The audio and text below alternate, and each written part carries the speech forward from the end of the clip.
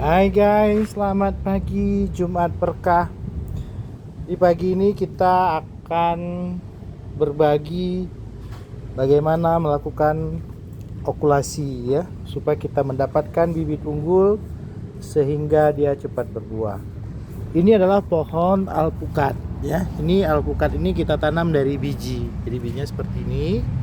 Ini kita lihat ada bijinya. Kemudian ketika tumbuh dia akan seperti ini ya. Seperti ini. Nah, ini baru tumbuh dan ini adalah yang sudah berumur kira-kira lebih kurang 3 bulan ya, 2 bulan atau 3 bulan. Baik. Nah, ini kalau kita misalnya menanam yang begini, maka dia akan berbuah dalam waktu 7 sampai 10 tahun paling cepat.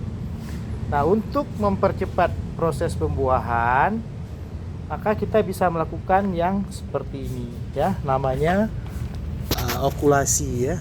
Okulasi sambung pucuk. Ini pohon yang ditanam dari biji, tetapi ujungnya ini ujungnya. Kita lihat ujungnya ya.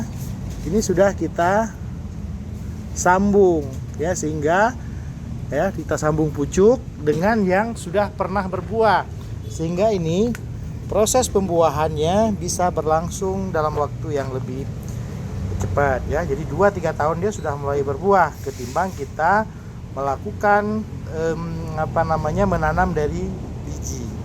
Nah, penerapan teknologi pertanian ini penting bagi kita supaya apa? Supaya petani itu tidak lagi hanya melakukan penanaman secara tradisional ya. Jadi misalnya di Aceh Jaya, Warikaum ya, kita hidup di tanah yang subur, luas. Harusnya kita makmur ya, tidak jatuh ke dalam kemiskinan.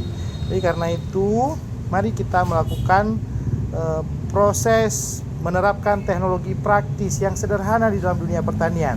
Salah satunya adalah dengan menanam bibit-bibit yang diokulasi.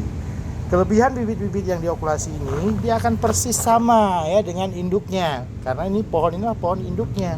Kalau yang begini, yang dari biji belum tentu sama dia.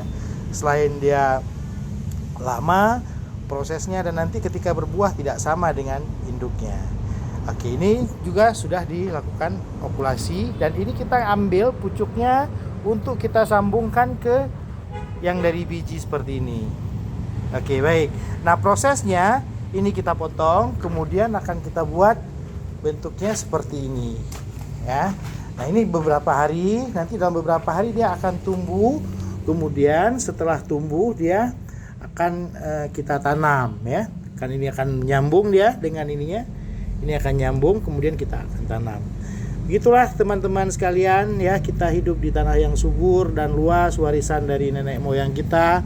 Karena itu mari bertani dengan cara-cara yang cerdas ya, supaya kita lepas dari katakanlah dari kekurangan di tanah sebenarnya yang sangat subur. Cuma sayang sekali kalau kita tidak mempergunakan kesempatan ini dengan baik. Ayo bergabung dengan kita mengentaskan kemiskinan, kemudian kita buat keluarga kita menjadi sejahtera dengan bergabung dengan kelompok tani Taman Buah Kuala Daya. Oke, selamat pagi. Assalamualaikum warahmatullahi wabarakatuh.